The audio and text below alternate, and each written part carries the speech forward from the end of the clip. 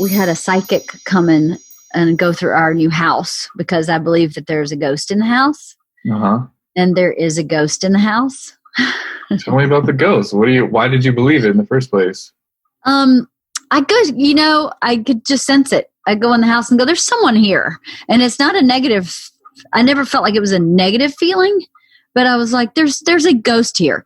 And then I thought, things are not happening smoothly. Things in my life happen very effortlessly. And I don't mean they're easy.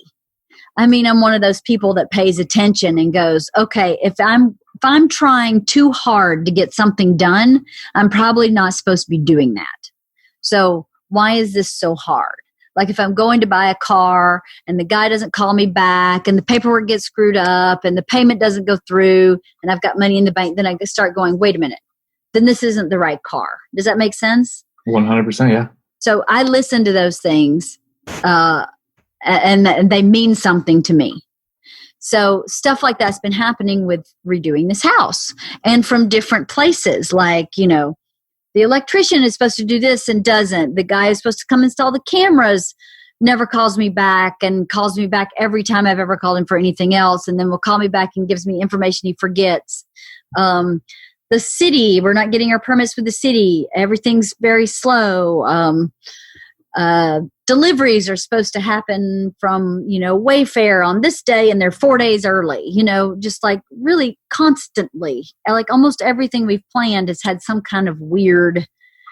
So it starts making me go, the purchase of this house was effortless. So to me, if the purchase of the house had been really efforted, then we shouldn't have the house. But that went really smoothly. And our intention always was to remodel it. So we didn't buy the house saying, no, we're moving in and then remodel it. So my intention is the same. Then some outside source, I'm going to just see if some outside source is mucking with me. Like if there's a ghost in the house that's going, no, you're not changing this house. So because it hadn't been changed since the 70s. That's right. 1972 was the last time it was remodeled. And let me tell you something, it looked like 1972. Yeah. I saw 100%. Pictures. So I can't believe you haven't been over there yet, Halston. We should just plan a trip for you to come over and look at it because it's pretty great. For you to see it before and after would be pretty great. But oh, yeah. Yeah. So I called Susan Pinsky, Dr. Drew's wife, who has a podcast about clairvoyance and about psychics and mediums.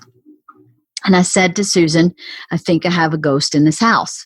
And she went, let's podcast about it. I will get someone over there and we'll see if you do. And I do. And she told me all about the previous owners. And she was 100% accurate. She told me everything about how they lived in the house, what they did for a living, who they were in the community. She was right about all of it. Had no idea who these people were. She didn't even know who Bert or I were. The owner of the house, one of the owners passed away in the house, and I thought it was him that was in the house, the ghost. And it is not. It's someone else that she thinks maybe lived in the house before them. The house was built in 1949, and they bought it in 1970. So she thinks it's someone else. She says his name is Max. She could see him over in the corner. And the first thing she said was, Max wants to know, where's your dog? Now got chills. This was a week before Priscilla died. So I don't know if Max was talking about Priscilla or if he was talking about Izzy, who wanders around that house every time she goes.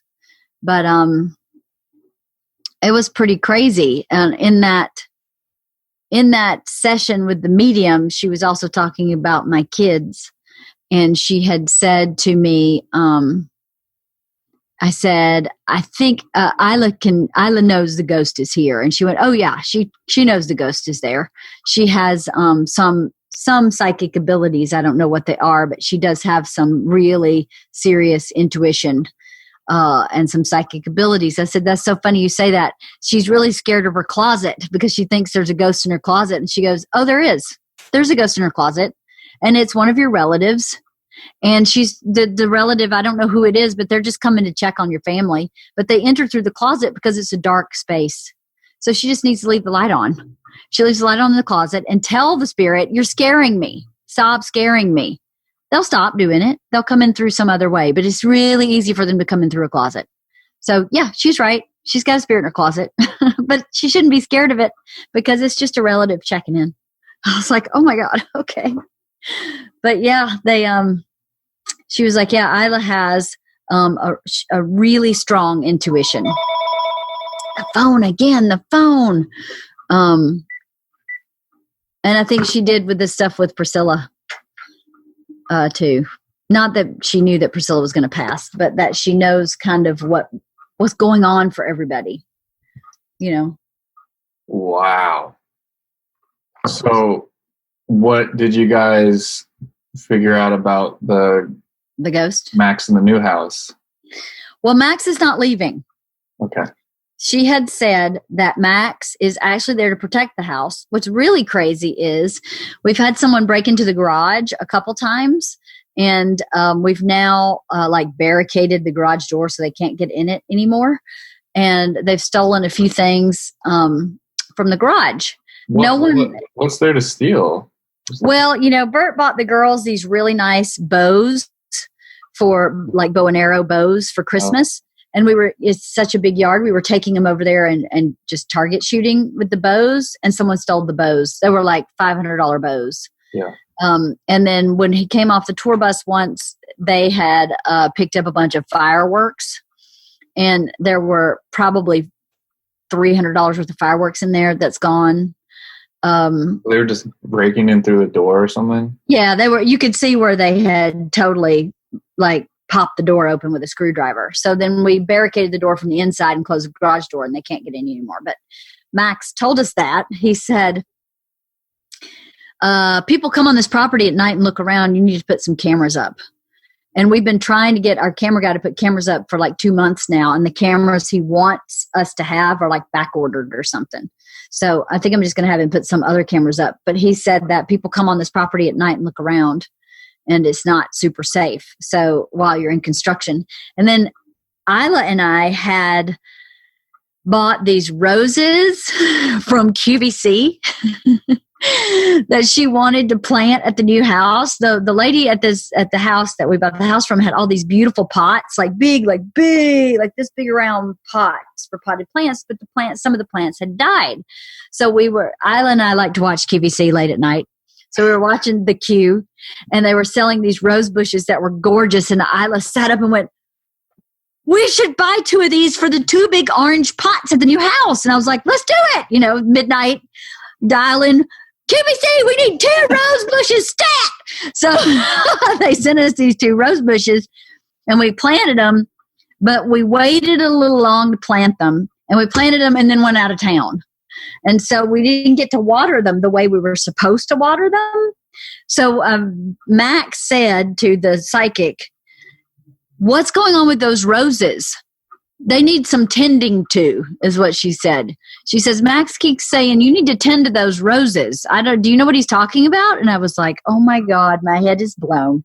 Yes, I do know exactly what he's talking about, because we just planted 2 roses and we are not tending to them. Holy cow. It was crazy. I mean, it was crazy. She told me so much, and I don't want to say too much about our house because I don't want people to really figure out where we live. Although I'm a friendly, open person, I do want to have a little privacy. But yeah, she was just, I just couldn't believe some of the stuff she said.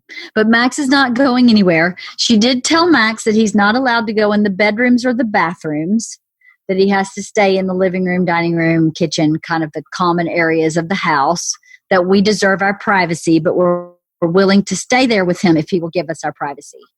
So she don't touch Halston. Don't touch Halston. But every time we go in the house now, we go, Max, we're home. It's kind of funny. So we're home, Max. I'm happy to live with you if you just don't like rattle chains. But she said he will move stuff around in the house from time to time. So if we ever, once we move in, find something's moved, it's Max. What does Bert think about this? He's kind of superstitious. He's a little creeped out about it, but I have to tell you, it gave Isla so much relief because she has, since we bought that house, said to me, there's a ghost in that house. There's a ghost in that house. And it's made her really scared.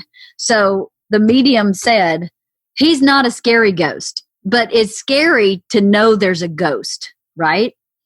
It's scary to know there's some ghost in your house. But she said, and some ghosts are scary and are there to mean you harm. But he's not. He's there to enjoy the house. He really enjoyed his time at the house very, very much. And he just wants to be a part of you enjoying the house also. That's what she said. So yeah, he's a little bit of a micromanager as well. Yes, he is. What about the roses? What about the dog? Where's your dog? Where's your dog? People are coming in here at night. You need to get some cameras. You're right.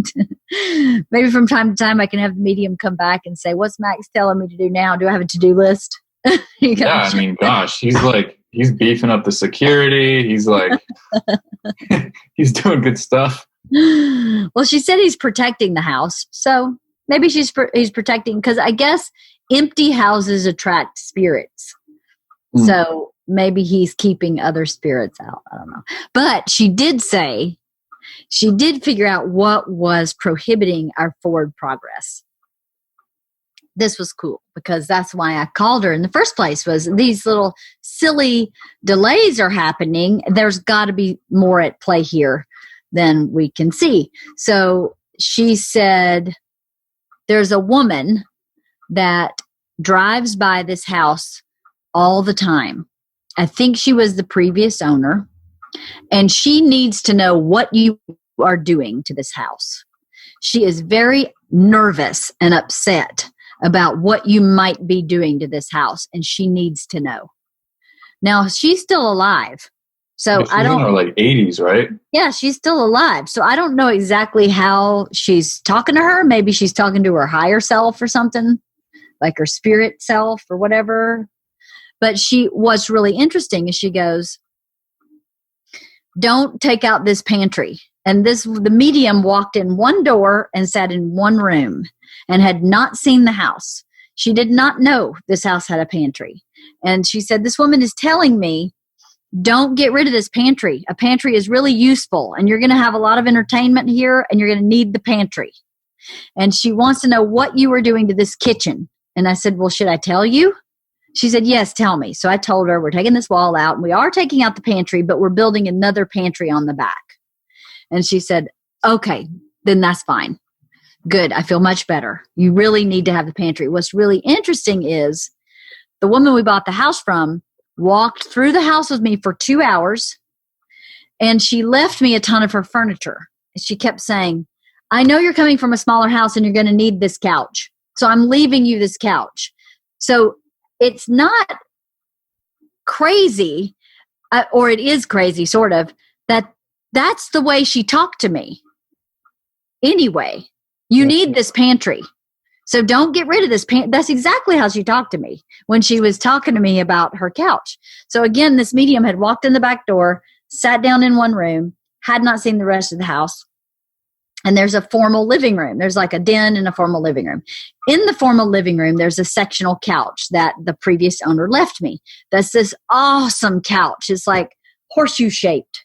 And it seats like 15 people or something. It's huge. So I was like, I'm going to keep it and I'm going to recover it. And I know it'll cost a fortune to recover it, but I can't imagine what it would cost to buy this couch. It's so unique and huge. And we'll put it upstairs in our screening room. And won't that be great?